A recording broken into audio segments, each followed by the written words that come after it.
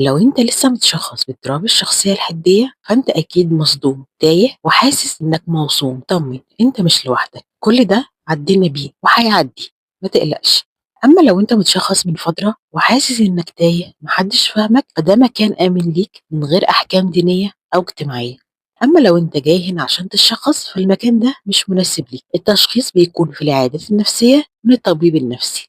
انا عملت القناة دي بعد اقتراح بنات كتير عليا على اكونت الانستجرام والتيك توك محتاجين مكان يكون فيه الفيديوهات بشكل مستمر، وهم اللي سموا القناة أنا والبوردر لاين وهواك. يمكن عشان البوردر لاين مشكلته هي العواطف الكتيرة والحب. ناس كتيرة بتتعافى فعلا وبتنتكس تاني بسبب الحب والمشاعر الكتير هو سبب انهيار البوردر لاين المستمر. في القناة هنا هنتكلم مع بعض في كل حاجة من غير ما أجهز لها.